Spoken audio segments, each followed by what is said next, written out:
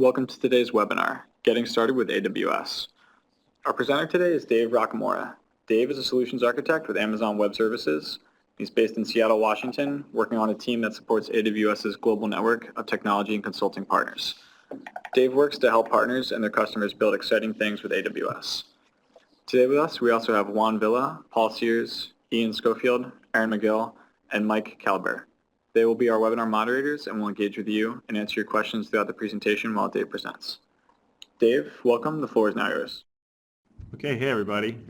This is Dave Rockamora. I'm a solutions architect at AWS. Okay, so welcome to Getting Started with AWS. This is a great webinar if you're looking to, looking to learn about how to get started with AWS. So if you have an account already and you're not sure what to do with it, or you maybe not really sure, how to get started and where to sign up, this webinar should hopefully provide you a lot of the information you need, to get going. So let's go over what we're going to cover today. So while some of you may have AWS accounts, some of you might not. So what I'll do is I'll show you some demos about how you can sign up for AWS and get an AWS account created. I'm also going to go over then about sort of what I consider to be the first steps that you should take with a new AWS account. So that'll be creating an identity and access management user and enabling multi-factor authentication so that you can access the account in a real secure fashion. Next, we'll do what people are usually excited about, which would be launching EC2 instances. So an EC2 instance is like a computer, a virtual machine running inside of AWS. And we'll go over launching a Linux instance and a Windows instance, so you can see how how you can launch and connect to both of those. Next, I'll go over how to back up and restore EC2 instances. So if you're running something in there that you want to keep track of, we can show you how to back that up. And then we'll go over S3, the simple storage service, which you can use to store and serve files over the web.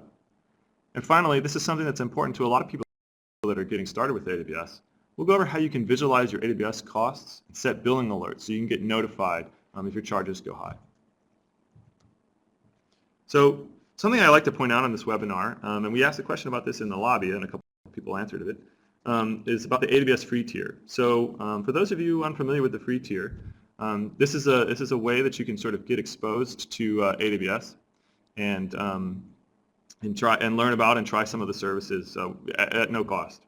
So the free tier includes most AWS services, and it's available for all new accounts. So if you've launched an account, you'll have access to the free tier. Many of the things on the free tier are good for 1 year from the day that the account was created. But there's other things that are sort of perpetually free. You'll get something free every month, and I'll show you some more details about that in a minute. So I want to point out that everything I'm doing in this webinar can be done within the free tier. So if you want to try along, probably when you're watching the recording later, you can do everything you did here under the free tier, no problem. And if you want more details on the free tier, go to aws.amazon.com/free. Okay. So the first thing we're going to do is go through signing up for an AWS account. So if you haven't done this already, you can do this at aws.amazon.com. And you'll need a credit card, and there'll be some telephone verification, so you'll get a phone call, back to you to ask you to validate your identity. So let's switch over to the slides, and we'll do a quick demo of what that might look like. Okay, so here I am, at aws.amazon.com, and actually I'm at the free tier website because I know that I think this is a good resource if you haven't looked at this already. You can just scroll down here and you can get an understanding about what's available, in the free tier to you. So, for example, EC2 includes 750 hours a month of Linux and 750 hours a month of Windows usage. There's also some amount of storage for S3 and our RDS, our relational database service, so on and so forth. There's lots of details here, about what's available that you can do in your AWS account for free. And this is updated, kind of frequently as we update and release new services. So it's definitely worth checking this out. Periodically to understand what you can try out without incurring any costs. Okay, so at any of the aws.amazon.com pages, what you can do is you can sign up to say create an AWS account. You click on this button right here, and that brings you into this form. So what you'll need to do is put your email address in, and you can click through this. You'll set a password. It'll ask you for your telephone number, and there'll be a telephone verification. So what happens then is you'll get an automated phone call, and it'll say, put in these numbers on the site. And once you do that, your account will be activated, and you'll receive an email that will allow you to log in. And then the account that you get, the password that you're setting is what we call the root account. So it's like the super account or the super login for the entire AWS account that lets you do anything. which is pretty useful, but also can create some, but it's also really important to secure it and protect it. So let's talk about how we can do that next. So let's switch over back to the slides and talk about sort of what some of the first steps are, once you have that account. Okay. So once you've created your AWS account and you've gotten your login information, if you log into the AWS account, you'll be dropped into the console.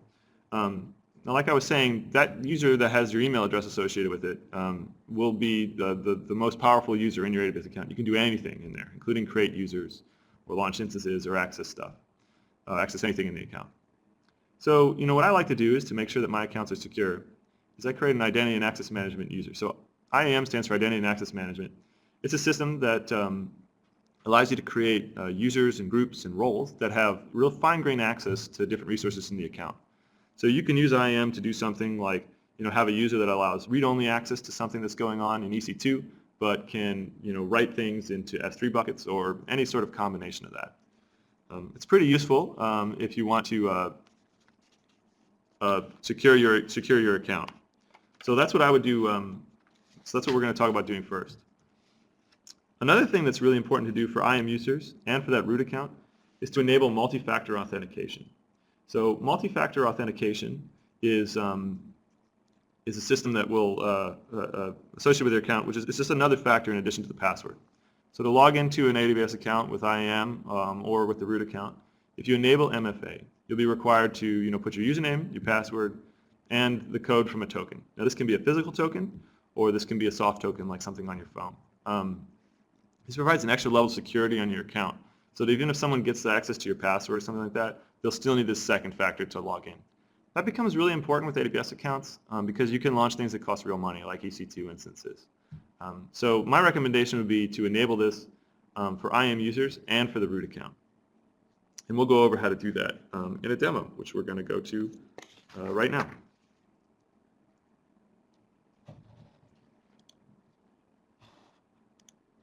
Okay.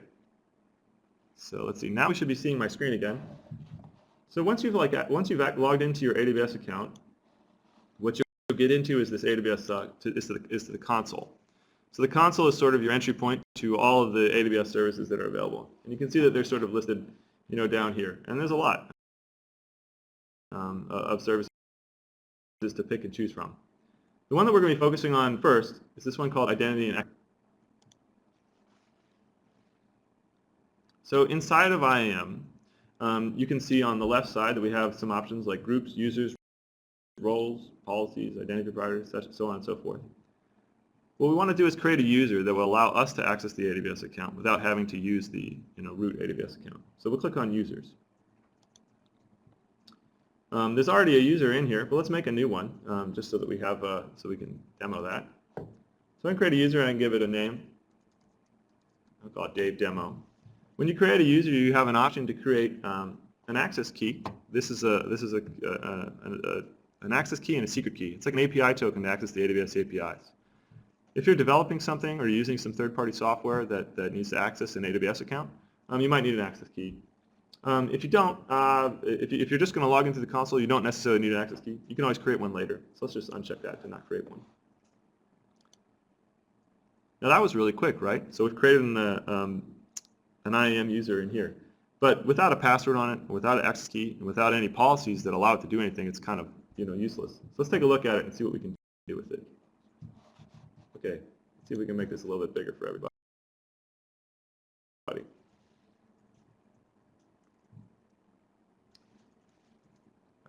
All right, hope that's a little bit better. Okay, so we have this user here, this Dave Demo user. And let's take a look at this user. So the first thing you would want to do is give this user some permissions to do some things inside of the AWS account.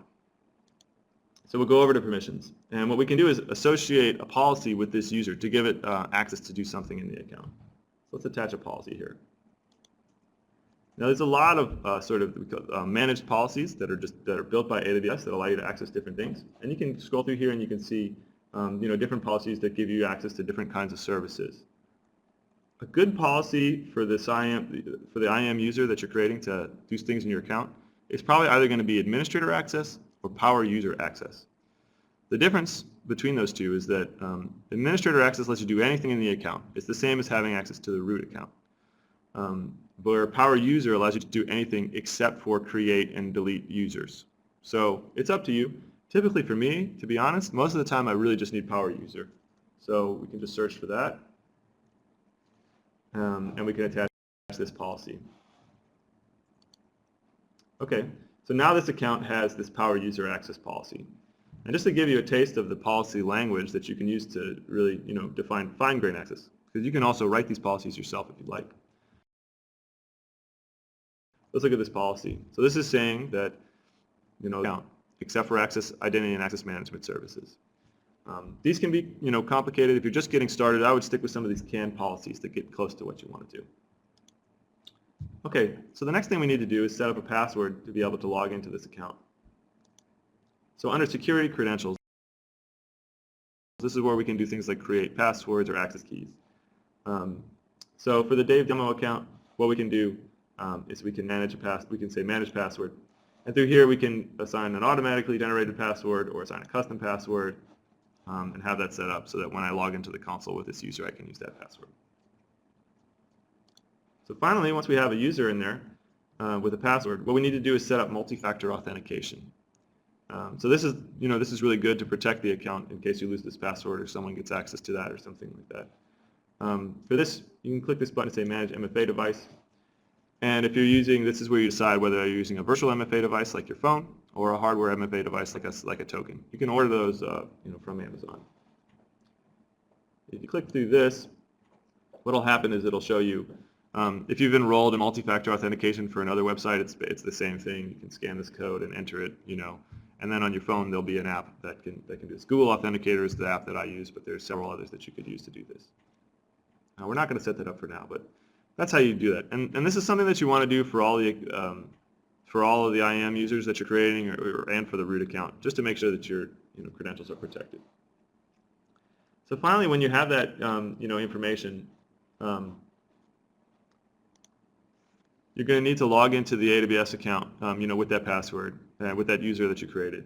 And to do that, you need to go to a special link, and it's a link that's going to be different for everybody's AWS account. It looks like this. It's in the dashboard of the IAM console. It has the account number and then this long link that allows you to sign in. So if you're creating those users for yourself or for other people that you work with, you'll need to give them this link to be able to log in.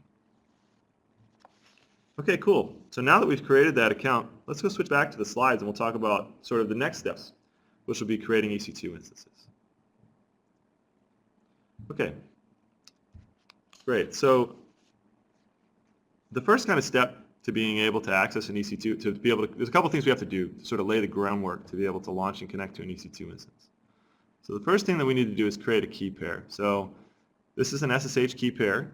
So SSH stands for Secure Shell. It might be familiar to some of those who've used Linux before. If you haven't used Windows, if you use Windows, this is and aren't familiar with SSH, this is a public-private key pair. They're used to access EC2 instances, and you need these both for Windows and Linux instances. And I'll show you the details about the Windows instance. SSH keys help avoid password weaknesses. They're pretty strong things. They're longer than passwords, for example. And you can import your own key into EC2, or you can have AWS generate one for you. So if you have a key that you like that you use in a lot of places, you can do that. You can import it, or you can just have AWS generate one for you. Something important to remember is you will need to maintain control of the private part of the key to access anything launched with that key pair. And AWS does not store the private part of that key. So if you created a key pair with us, we'll give you the option to download it. You need to hold on to that and keep it safe because there's no way that we can get it to you. And without that key pair, you won't be able to access your AWS account. All right, let's switch back over to a demo or to my screen, and I'll just show you sort of how to do that. Okay. So to do that, we're going to go to a different service. So let's go back to the list of services here, and we'll go to EC2. And I'll make the text bigger here so that everybody can see. Okay. So this is EC2. EC2 stands for the Elastic Compute Cloud. It's a place where you can launch virtual machines on AWS. This would be great for running things like web servers or database servers or the applications that you're looking to operate on AWS. So to create, there's a lot of different options in here. But on this left pane, what we can do is go down to key pairs. because this is what we're going to need to create. So there's already a couple key pairs floating around in here, but we can build another one right now. I'm just going to click Create Key Pair up here, and it gives me the option to name the key pair. Well, let's make one called Demo. And we'll click Create. So what that will do is create this key pair in here, and this is the fingerprint for the public part of the key, and it downloaded the private part of the key to my computer. So I'll need to put this in a safe place and not share it with anybody else to make sure that I and only I have access to the instances I launch. Something else that's important to point out here too is that for services like EC2, everything happens within a region. Okay, so a region is a collection of AWS resources in a location. So things like key pairs or EC2 instances or EBS volumes or all kinds of things like that are located in a specific place. And something that I think is sometimes kind of confusing when you're getting started with AWS is you'll create something, you'll think you have it all set up, and then it'll log back in the next day and you won't be able to find it again. Chances are maybe you've moved into a different region. So what I like to do is always keep an eye up here in the upper right part of the console to see which region I'm in.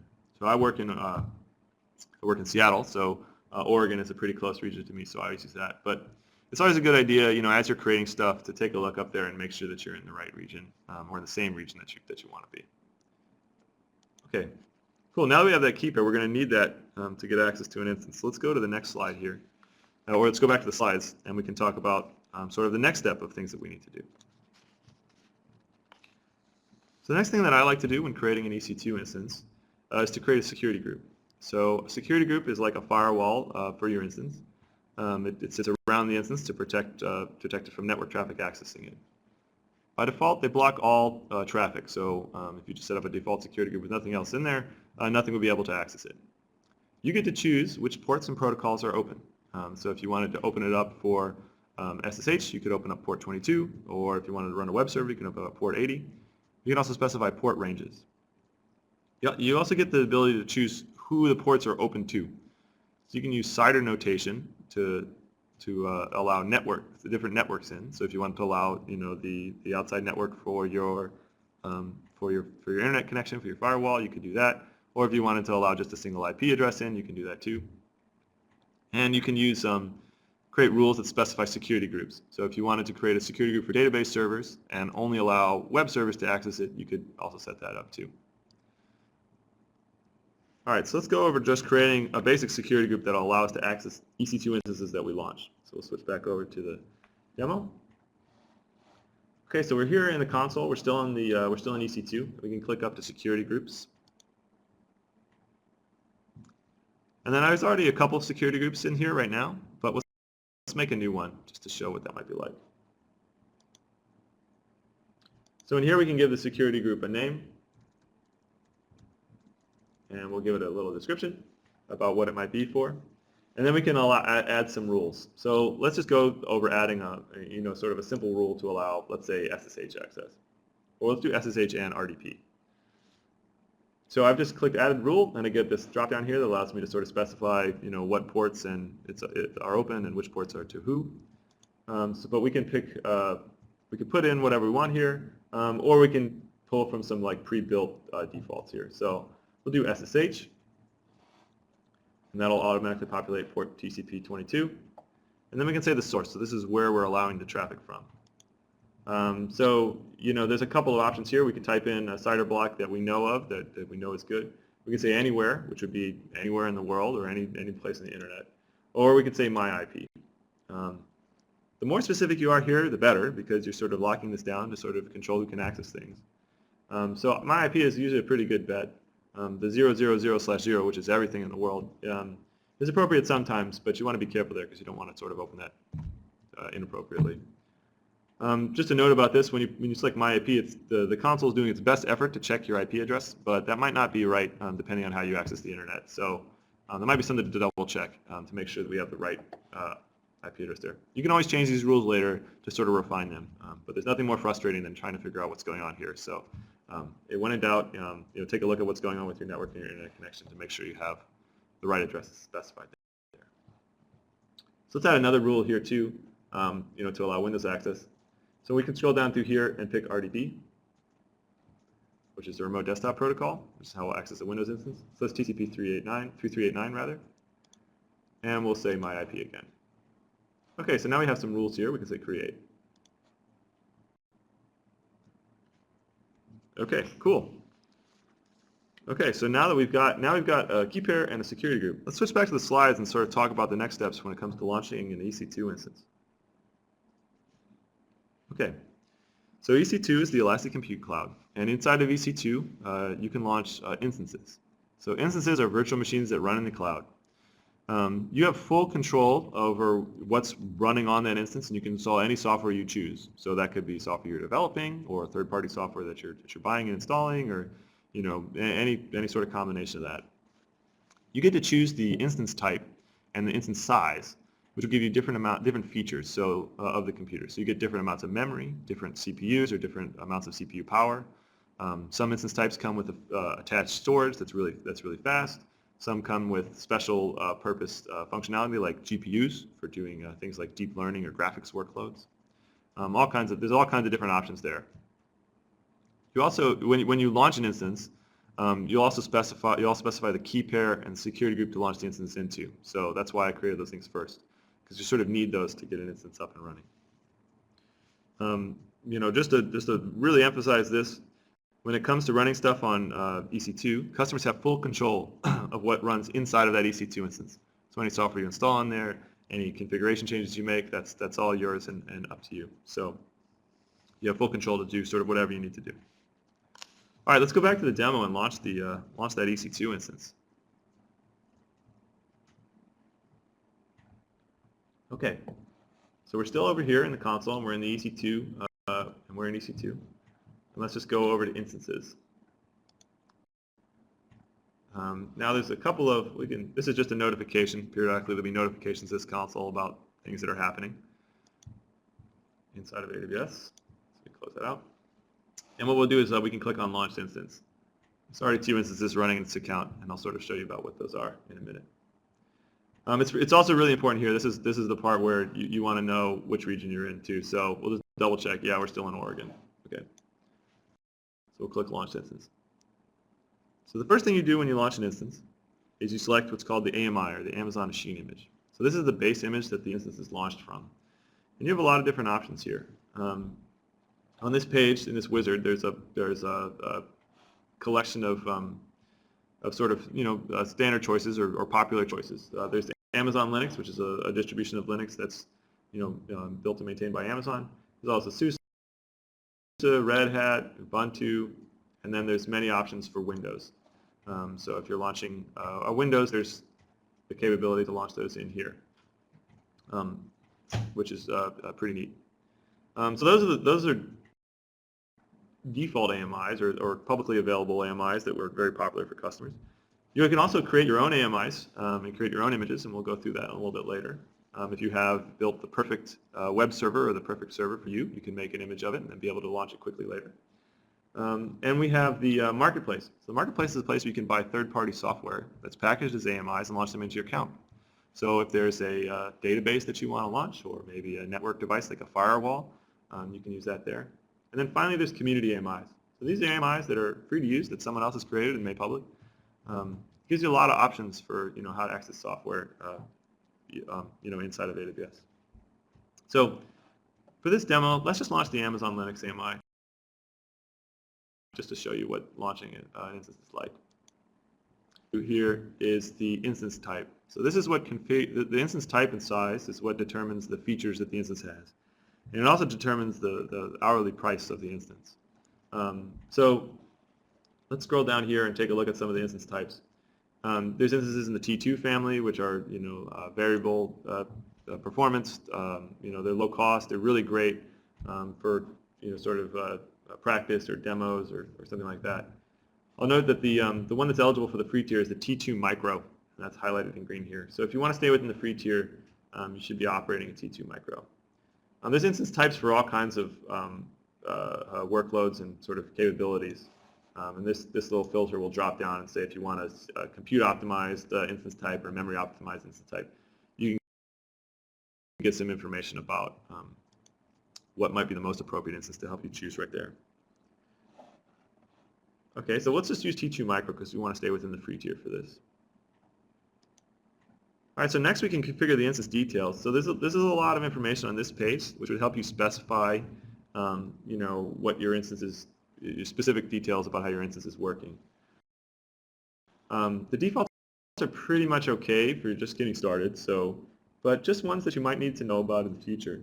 I think the most important one on this page, if you're just getting started, is this auto-assign public IP option. So sometimes you can launch an EC2 instance and it won't have a publicly addressable or internet addressable IP address, which may be appropriate in certain situations, like if you're building a network that's firewalled off from the world and is connected to you over Direct Connect or VPN or something like that. But if you're just getting started, you probably want a public IP so you can access it over the internet from your desk or a coffee shop or wherever you are. So I would say make sure this is set to enable or use subnet setting enable. That'll be the default in your accounts. That'll make sure that when this thing launches, it gets a public IP that we can access over the internet. Okay. Next we can add storage. And later on in this presentation, I'll go through some storage options. But this is where you could specify the amount of disk and the kind of disk that you have attached to the instance. The defaults here are fine. This is going to create an 8 gigabyte disk for the instance. Okay, next we can tag instances. And tagging allows us to do things like create names for instances to make it really easy for people using the console. But it also plugs into tools that do billing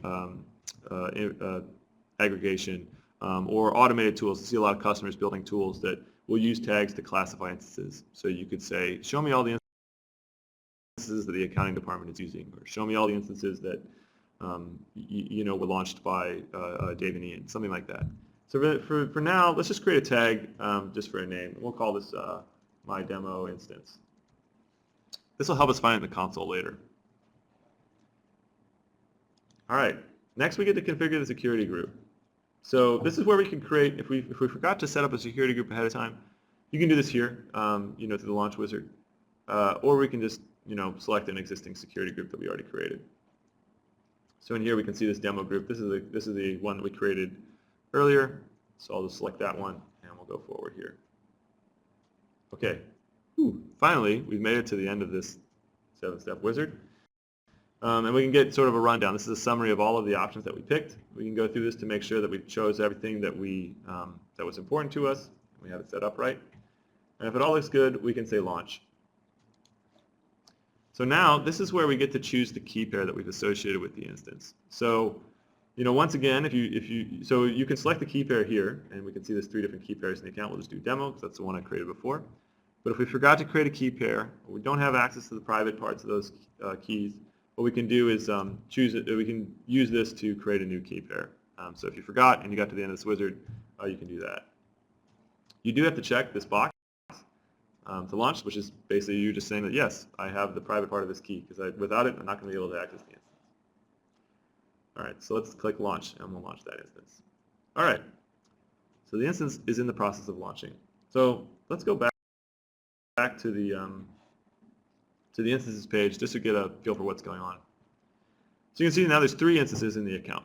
2 of them are green that are running. Those are the ones I launched yesterday to make sure we'll be ready for this webinar. And then you have the one that we just launched, which is pending. So you can expect an instance to take probably just a couple minutes to launch. Sort of depends on what's going on with the AMI. But they launched pretty quick, but maybe a little bit too long for a webinar demo. So let's look at the ones we made yesterday. So I've tagged these Linux demo instance and Windows demo instance, and what I'm going to do is show you how we can access both of them.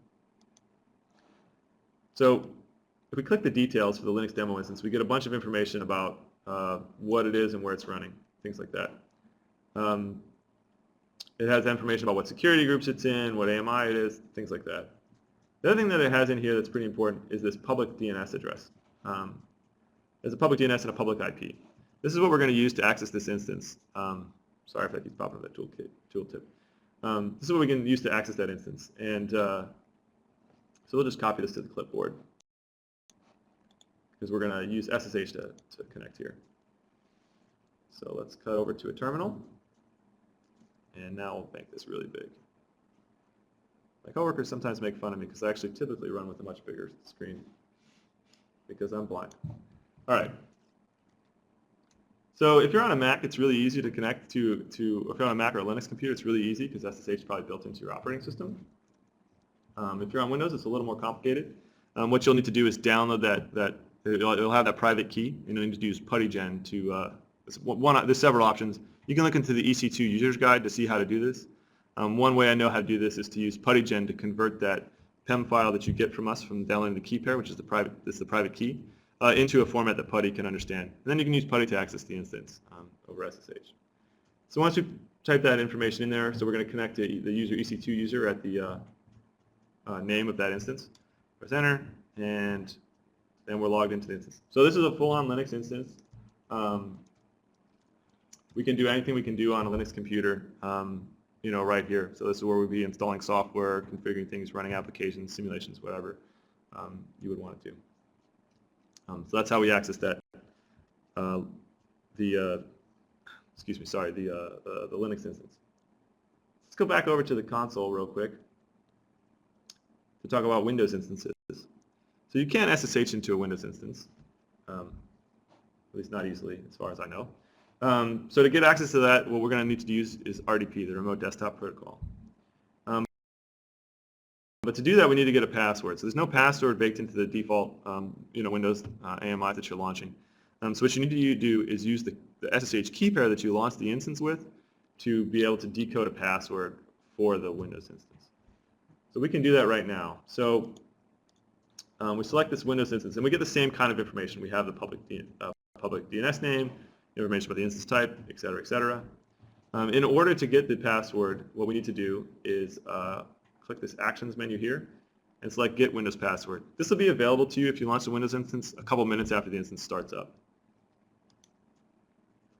When this loads, what it's asking for is the private key for the key pair that you launched the instance with.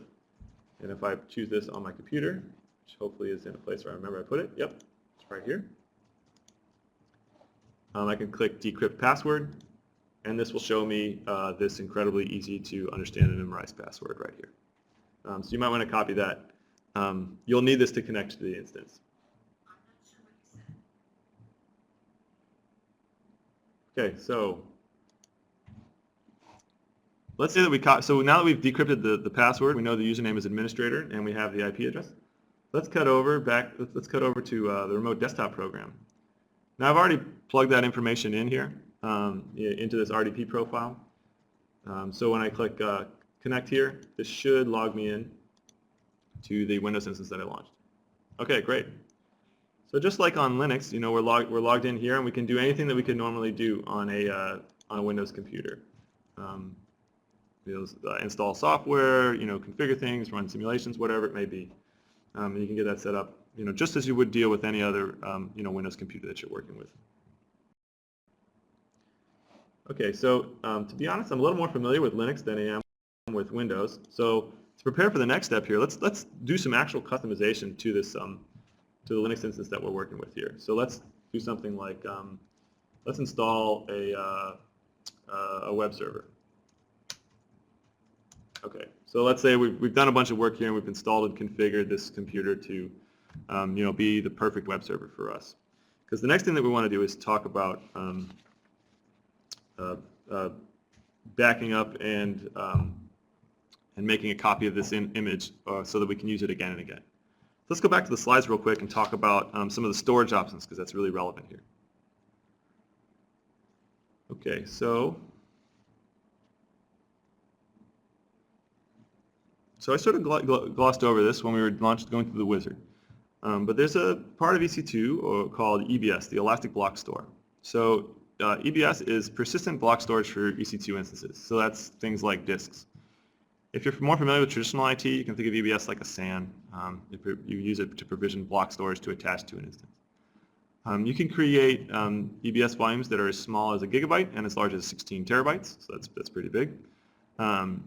The volumes are available in several different types that affect the performance, which changes so if you have a use case that needs a specific kind of storage, you can pick an EBS volume that matches that. And with EBS, you can create snapshots that are stored in S3 to sort of create backups of those volumes. When you attach those volumes to an instance, you can do things like format it with a file system to install software on there or install a database right onto it, whatever you need to do. So when creating EBS volumes, there's several different types that you can use. There's 4, let's say, right here. General purpose SSD, which is great for almost every workload. It's a good mix between cost and performance. Provision IOPS, which is another SSD, so solid state disk, option that gives you higher performance and higher I/O per second, which is really good for things like databases or something where you really need consistent performance. We also have 2 types of hard disk drives. These are spinning disk drives. One that's optimized for throughput, which would be things like streaming data off of them for data warehousing or media processing or something like that. And then cold, what we call cold HDD. So this is great for things like a big archive of very infrequently accessed files or objects that you need, but that you need pretty reasonable access to. So if you're looking at this and you're saying like, well, geez, Dave, I don't know which one of these I should choose. I'm not really sure what my workload needs right now, et cetera, et cetera. Here's my advice, just pick GP2. That's the default. Typically this is good for most use cases, and I advise customers and partners to start here. If it seems like the GP2 is not working out for you and you need to switch to one of these others, you can just create a snapshot of the EBS volume and then reinstantiate it as one of the different other types of volume if you need a different performance characteristic out of it. So you're not really making a commitment. Let's start with GP2. It's the best choice for most workloads.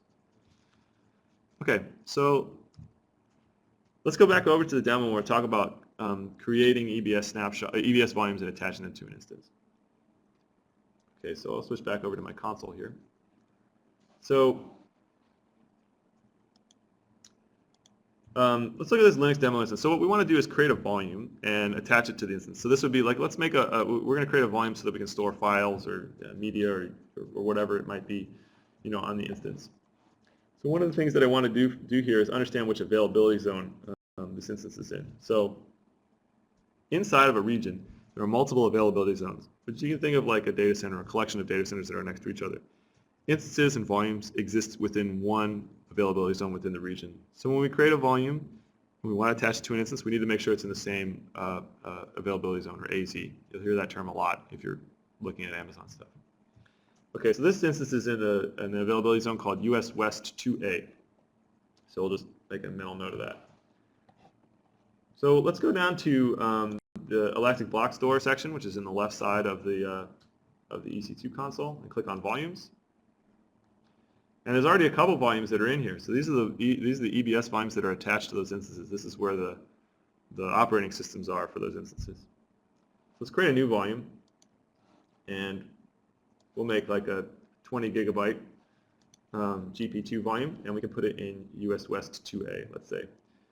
So when we create a volume, we get some options here too. We can, if we have a snapshot, so a backup of another volume, we can use that to create this volume with that backup sort of restored onto it, which is really useful if you're making a regular backup of an EBS volume with snapshots, or you have a bunch of data that you're going to need over and over again. You can make a snapshot of it and then just instantiate volumes from it and attach it to the instance.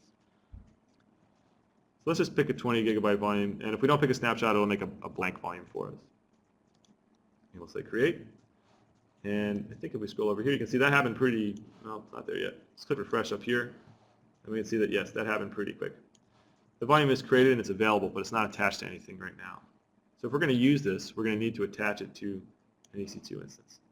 So we can select it, say attach volume, and then this gives us a list of all the instances that are running in that availability zone. So we'll just connect it to the Linux demo instance. And here we can choose where the disk is attached to. So you can attach many EBS volumes to a single instance if you need a lot of storage, but let's just click and attach it right there. Okay, cool. So that's in the process of attaching. Usually this doesn't take more than a minute or so. So it's done already. So that's attached. So I could go back to that instance, mount this volume, install file system on this, mount this volume, things like that. Okay, let's say that we did that and we've customized this and got it into good shape, and we've got some data on there that we really care about. It's the results of a simulation or something like that. So we'll need to make a snapshot of that to make a backup. So we can just go through the console here, click on Actions.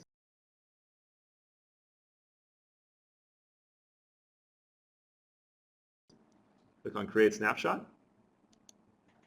And this gives us an idea of what's on this snapshot in the future. And we can just say Create. Okay, so once that's going, it'll start making a snapshot. A snapshot is a point-in-time thing, but it takes a little bit of time for it to become available to be restored. Actually, it's already done. It depends on how much data is on that volume, how much data you changed on that volume since the last time you created a snapshot. So, but that's available. So we have these snapshots in the snapshots section of the Elastic Block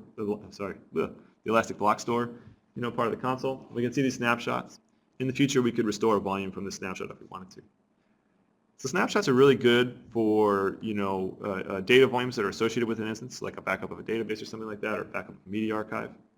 But if we wanted to create a copy of the entire instance so that we could launch it again, our perfect web server or whatever it is, we'll need to make an AMI, an image. So to do that, let's switch over back to instances up here. And we'll pick the instance that we want to make a copy of. So let's do the Linux demo instance. So this is an instance that I've configured and customized and set it up just right, and I'm positive that if I launch new instances, I want them to be launched just like this. To do that, what you can do is you select the instance over here, and you click Actions, and then you can you go down to Image, and then say Create Image. Now this opens up a little wizard, or a big wizard as it looks like in my screen here. I'm sorry, everybody, I want this bring this down a little. Okay. So here we get some options about creating the image. So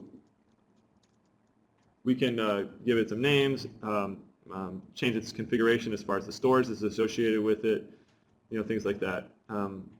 Once we have this set the way we think we want it to, we're going to say Create Image.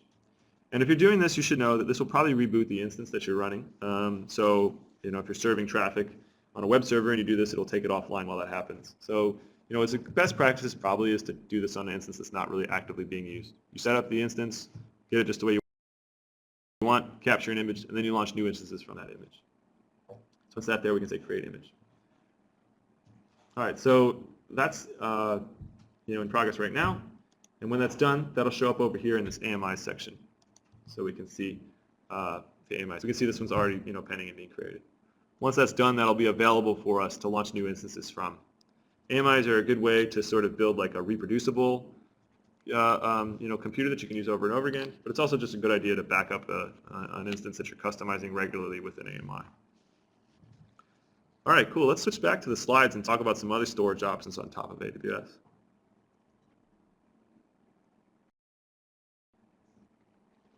Okay. So we'll talk about Amazon S3. So S3 stands for the Simple Storage Service. There's 3 S's in there.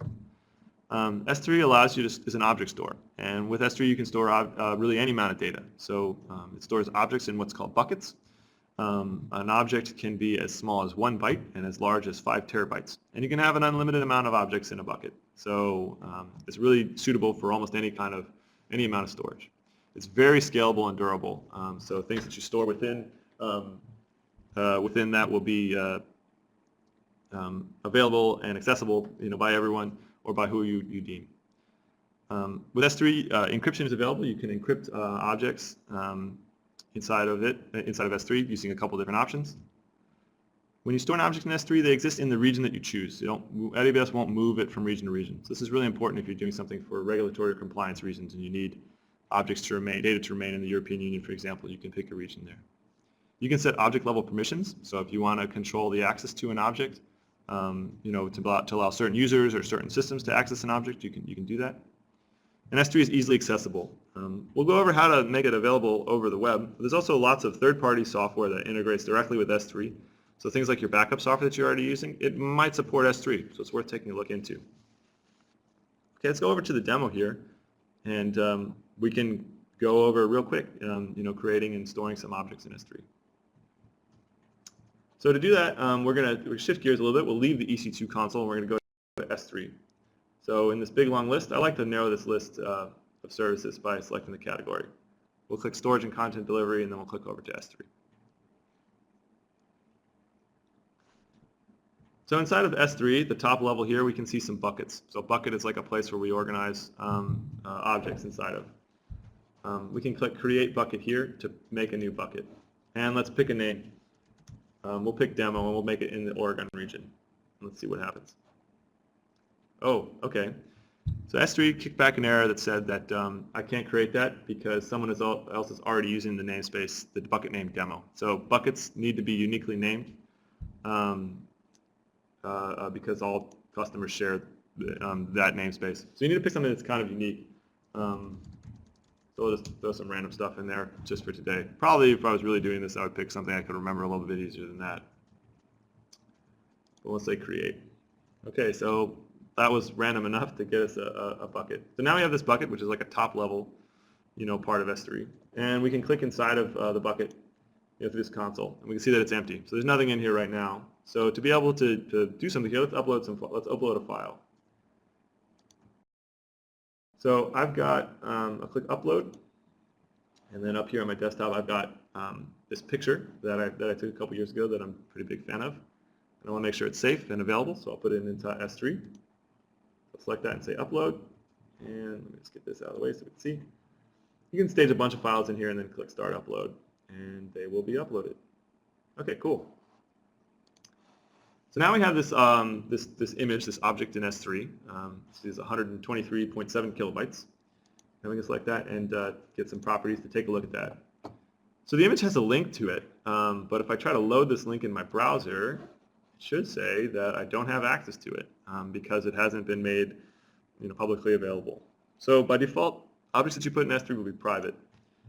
This makes it really good for things like backups or sensitive data. But sometimes, S3 is a really useful place to serve content or data. So if you're backing up a bunch of photos that you want to share with your family, or you've got resources that are loaded into your website, like CSS files or JavaScript files or images, you can put them in S3 and serve them right from there. So to do that, we can click over to permissions, and one way to do this is to click over to permissions, and you can add really fine-grained permissions about what kinds of things can access that object. But a real easy way, if I just wanted to make this public so that I could share with the world, would be to right-click in here and then click Make Public. And this will say, hey, are you sure you want to make this object public? And I'll say yes, because it's great. We click back over to Properties here, and now this link here that had a lock on it before because the object was private is now unlocked. And if we click that, it'll load this image. And then you get to see this wonderful picture of where I used to live. So that's how you can store and serve objects in S3. You don't have to make things public, but it's pretty useful. Some people are storing entire static websites in S3 and serving it from there. It makes for like a sort of a really low cost, way and simple way to serve a website. All right, great. So let's go back to the slides to talk about sort of the last couple of things here in the webinar. Okay. So, this is something that's really important to people, which is billing and cost management. So with billing, if you do the things we did today, you'll be under the free tier. But, there's a lot of anxiety that people sometimes have about this, like, am I going over my, limit? How do I know how much I'm spending on AWS? Things like that. There's a bunch of features to help you do that, and I want to make sure we get through these before the end of the webinar here. So let's cut back over to the demo, and I'll show you just how to set up a billing alarm. Okay, so let's click back over to our console. So in the console, you can, to set up billing alarms, there's a whole section of that. If you click on your name up here, this is the username that you logged in as, you can click on billing and cost management. And this takes you to a part of the console that has a lot of information about what you're spending, what your AWS spend is, what your estimated spend is, things like that. This is a good place to customize and use, or to take a look at to understand some visibility into what's going on. One of the things that you can do here is configure billing alerts. So let's make a simple billing alert that say if we go over $5 a month, send me an email so that I can do something about it.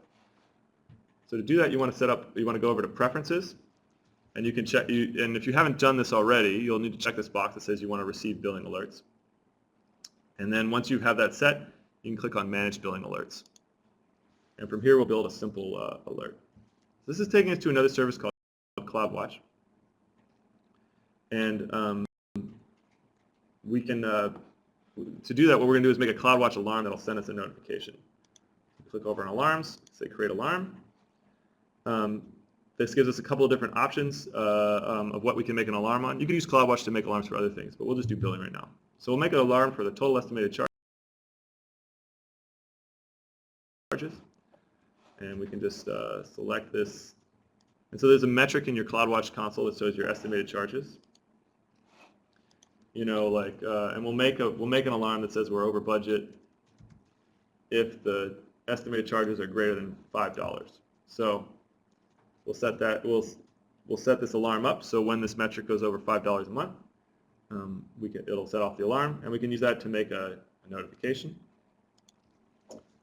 And we'll have it email me. So I'll make this alarm configured like this. So we'll send the notification to the budgets list, and we can put a whole bunch of emails in here if we wanted to, but we'll just put mine in there for now. And we click Create Alarm. Okay. So now it's going to send me an email to confirm that I'm, good to go with that billing alarm. This is something that's really great to do. I would do this right away, in your accounts, just so that you understand, if something goes wrong and you go over the free tier, you can get alerted to it and then figure out how to fix that. All right, let's just sort of wrap this up by cutting back the slides and go over what we covered. So today, in this webinar, we went over, how we can create an AWS account, how the first steps we need to do in that account, creating IAM users and enabling multi-factor authentication. Then I went over how the things you need to do to launch and connect to EC2 instances. So that's creating key pairs and security groups. I also went over how we can back up and restore EC2 instances with snapshots and AMIs. Then we took a look at S3 for storing and serving files. It's a great place to store your backups or static web sites or sort of any kind of thing that you want to store there.